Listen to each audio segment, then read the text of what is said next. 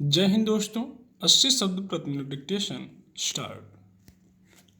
बाजार वालों को इंतजार डेंगू का था। इसके बाद चिकनगुनिया के आने की हाँक दी जाती थी। यह बीच से कोरोना कहाँ से आ गया? एक लहर जाती है तो दूसरी चली आती है। सरकारी बाशिंदे इसको नमस्कार करने की बात कहते हैं और चिकित्सा विशारद इसके अभी भी विदा न होने की चेतावनी देते हैं। नया जमाना है। आजकल हर चीज रूप बदलकर प्रकट होती है और अपने बिकने की हाँक देने लगती है। बेचने के लिए ग्राहकों को जुटाना एक ऐसी ललित कला में तब्दील हो गया है कि आजकल इसके नाम दुनिया की इस छत के नीचे किसी भी चीज को बेच डालते हैं। मैं संगीत की बात नहीं कर रहा कि जहां कभी दर्द भरे नगमे, सोज भरी आवाजें लोगों का दिल लूट लेती थीं। आजकल तो हुड़दंगी आवाजें ऐसा रैप संगीत पेश करती हैं जिसके साथ भागते हुए आपको उसकी लय और ताल का पता ही नहीं लगता। लोगों को नाचने और झूमने पर विवश कर देता है। अब भरतनाट्यम और कुचिपुड़ी पर थिरकने वालों को तो लगता है जैसे वह मोहनजोदड़ो की खुदाई के अवशेष हैं।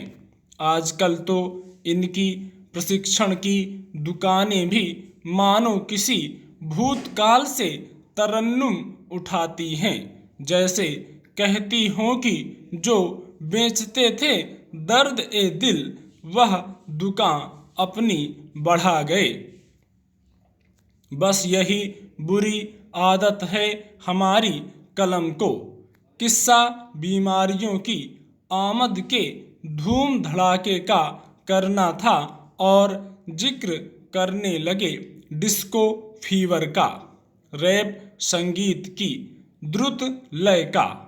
देश में आजकल अतीत की गरिमा के वरदान के साथ भारतीयता जगाने के प्रयास हो रहे हैं और हम चिल्लाते हुए विकास की द्रुत गति में फंस गए।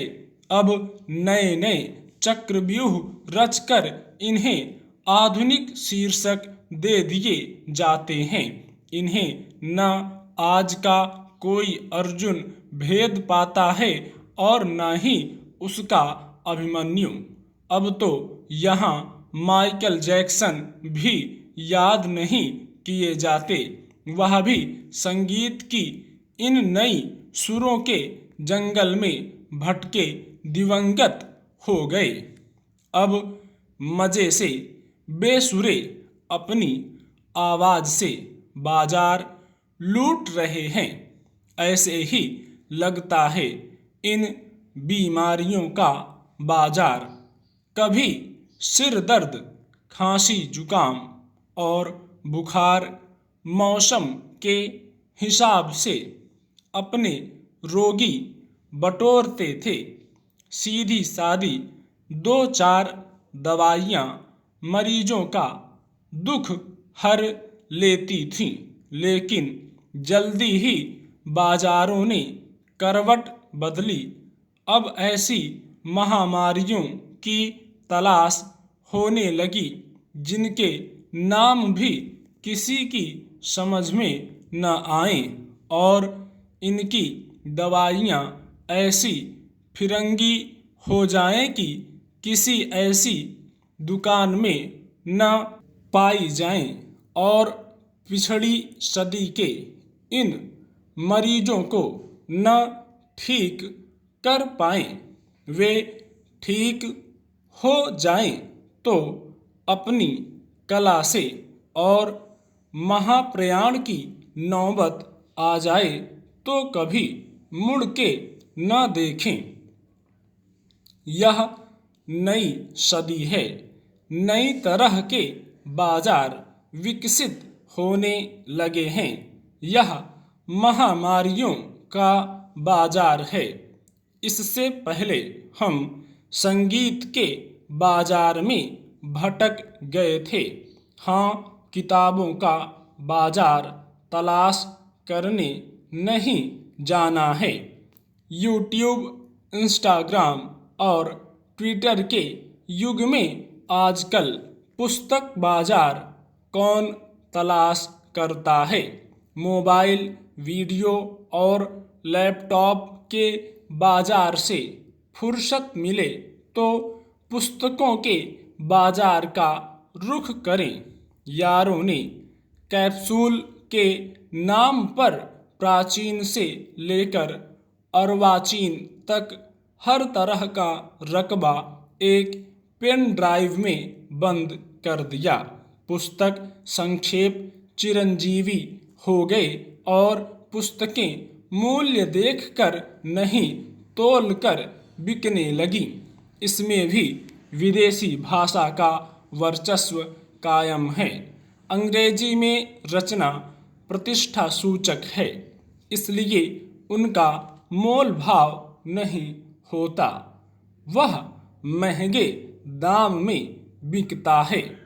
देसी पुस्तकों को चाहे पुराने युग का खजाना कह लो, उन्हें खरीदने वाले नहीं मिलते। समय ने मुखौटा बदला। पुराने बाजारों में उल्लू बोलते हैं। विक्रय कला के नए ज्योति स्तंभ नए बाजारों का सृजन कर रहे हैं। पहले विकास बाजार बने थे।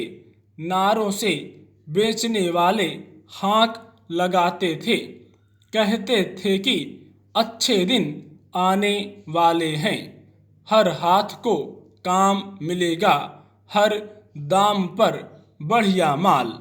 लेकिन अंधे कुएं में चिल्लाओ तो अपनी आवाज ही लौट कर आती है। बहुत दिन तक उसकी प्रतिध्वनि सुनकर चमत्कृत होते रहे, लेकिन खाली आवाज पेट नहीं भरती। इसलिए इन नारों को स्थगन की राजनीति में डाल दिया गया। अब सजे हैं नए बाजार, तनाव और दहशत बेचने के बाजार। इस दिलासा के साथ कि देखो, हर कठिन समय में हम तुम्हें उबारेंगे, इसलिए आओ और हमारी छतरी के नीचे बैठ जाओ। इस छतरी के पीछे भय का सैलाब है, आतंकियों के पागल प्रवाह का भय है और राष्ट्रीयता का टकसाली सिक्का है जो इन बाजारों का सिपाह सालार है। लेकिन इतने से काम नहीं चलता, इसलिए इस दहशत के नेपथ्य में महामारियों का शक और बाजार खड़ा होने लगा। महामारी के विषाणु की कहानी इसमें ठीक बैठती है। शत्रु इसके बम बना रहा था, विषाणु उसकी पकड़ से निकल भागे। बहरहाल बीमारी से सावधानी भली। बाजारों ने अपना काम शुरू भी कर दिया है। इस बाजार के सबसे अहम औजार छपी कीमत से 5 गुना दाम पर भी मिल जाएं तो यह सहज है। विकास है बदलते युग की पहचान है। आइए इस पहचान का सजदा करें। स्टॉप।